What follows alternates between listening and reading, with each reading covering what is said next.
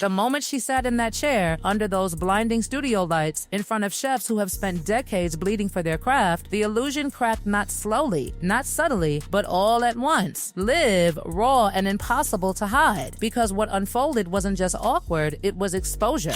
We've had MasterChef royalty in the kitchen before, but no one like this. All the way from sunny California, please welcome to MasterChef Australia, the Duchess of Sussex, Meghan Markle!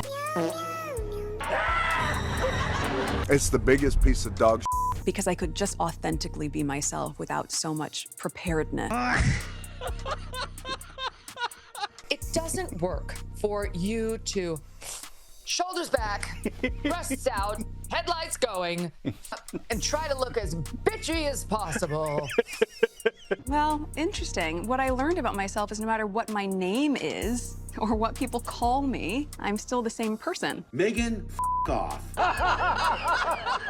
It starts like something almost surreal. A woman who built an entire reinvention around food, around warmth, around this carefully polished image of domestic perfection, flies across the world, plants herself in the middle of one of the most respected cooking arenas, and within minutes, the questions begin to unravel her. Not complicated questions, not traps, the simplest, softest entry point imaginable. What do you cook at home? No. A question so ordinary it's almost invisible. And yet, that's where the silence creeps in. That tiny pause, that flicker, that moment where something doesn't connect and suddenly everyone notices. Because it's not just hesitation. It's a pattern, a delay that feels rehearsed but empty. Words forming without substance. A response that circles but never lands. And the longer it stretches, the louder the unspoken question becomes, how does someone build an empire on something they cannot even describe? Trick that people do with pineapple, instead of just cutting it to make the perfect little bite, you follow the wedge. When nature has given you all the cues on how to have a perfect taste of something. Oh, how fun is that? I love it.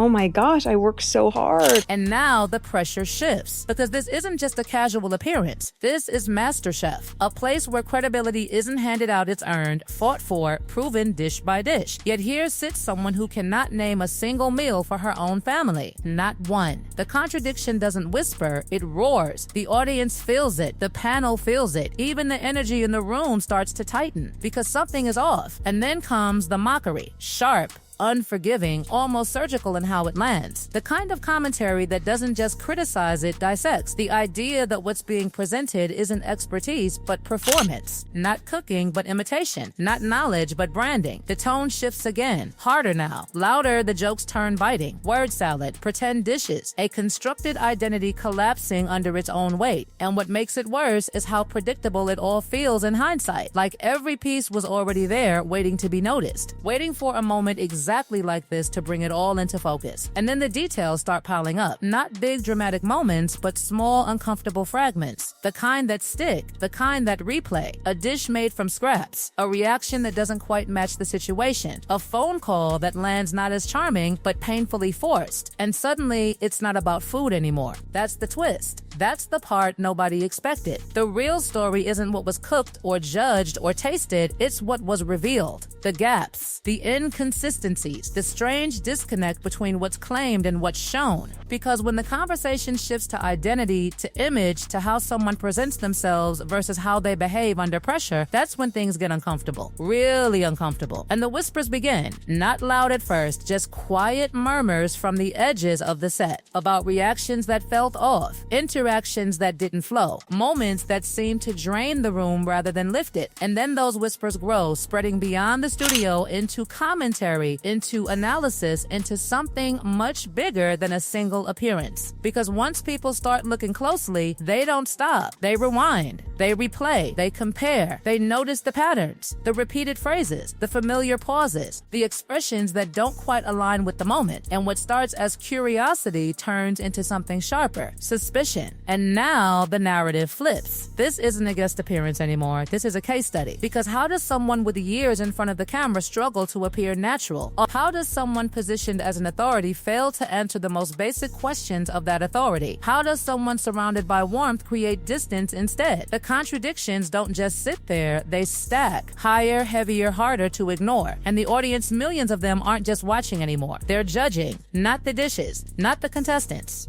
but the person who was supposed to judge them. And that's where it all turns. Because once credibility slips, even slightly, everything else follows. Every smile is questioned, every comment re-examined, every reaction scrutinized. And suddenly, what was meant to be a triumphant moment becomes something else entirely. Something messy, something uncomfortable, something impossible to spin. And just when it feels like it can't get worse, it does. Because the deeper people dig, the more they find. Different versions of the same story. Different narratives presented at different times, each one polished, each one convincing until you place them side by side. And then they don't match, not even close. And that's the real explosion, not the jokes, not the criticism, not even the awkward moments on camera. It's the realization that what's being presented might not be consistent, that the story shifts depending on the setting, that the image adapts depending on the audience. And once that idea takes hold, it spreads fast, faster than any PR can contain, because people don't forget contradictions. They collect them, they connect them, they turn them into something bigger. And suddenly, this isn't just about a cooking show. It's about credibility, about authenticity, about whether the persona matches the reality or whether it's all just carefully constructed illusion. And just when it feels like the chaos has peaked, when the awkward pauses and fractured answers have already done enough damage, the spectacle takes another turn, because now it's no longer just about what was said, but how everything around it starts bending to contain the fallout. The atmosphere shifts from performance to control, from presentation to quiet correction. And that's where the cracks deepen. Because when something lands badly enough, it doesn't just fade, it gets edited, adjusted, reshaped in real time. And people notice that too. The reactions don't slow down, they sharpen. And the commentary becomes more pointed, more direct, more unforgiving. Questions about intention start creeping in. Was this ever about cooking? Or was it always about positioning, about visibility, about stepping into a space where attention is guaranteed? Because the way the moments unfold, one after another, it starts to feel less like participation and more like interruption, like the flow of the show itself is being pulled off course. And then comes the deeper layer, the one that hits harder than any awkward silence. The conversation about boundaries, about titles, about what can be used, where, and why. Because once those lines are crossed even slightly, it stops being entertainment and starts becoming something else entirely. Something heavier, something tied to expectations that were set long before this stage, long before this appearance, long before this moment ever happened. And suddenly, everything connects. The branding, the positioning, the carefully chosen words, the reactions to certain phrases while embracing others. It forms a pattern that people can't ignore anymore, because when one part feels inconsistent, it forces a closer look at everything else. And that's exactly what happens. The audience doesn't move on. They lean in. The smallest details start echoing louder. The way attention is drawn again and again back to the same focal point. The way interactions seem to orbit rather than flow. The way every situation somehow bends toward the same center. And that's when the criticism shifts from specific moments to a broader observation, a pattern of behavior that doesn't just appear once, but repeats. The whispers about what happened off camera only add fuel. Stories that can't be confirmed fully, but refuse to disappear. Accounts of tension, of discomfort, of reactions that didn't make it into the final cut. And even without proof, they linger because they align too neatly with what people think they already saw. That's the dangerous part. When perception fills the gaps, it becomes its own kind of reality.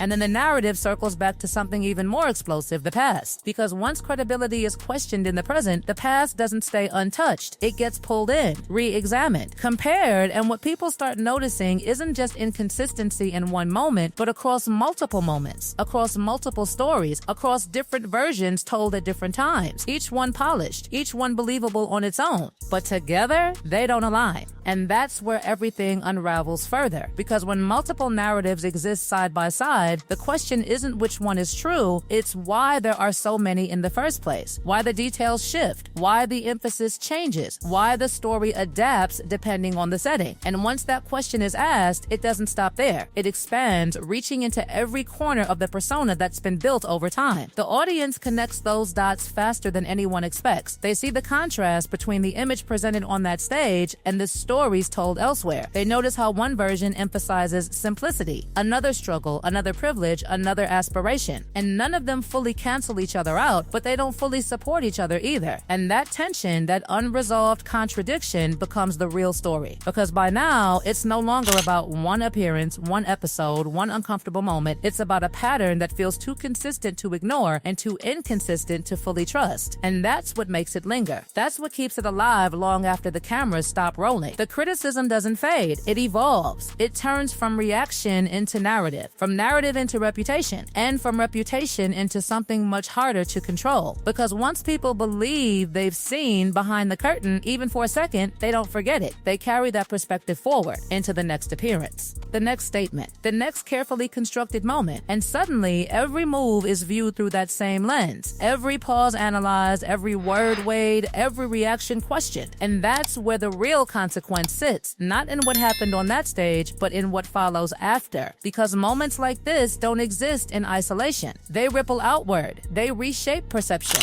They redefine expectations.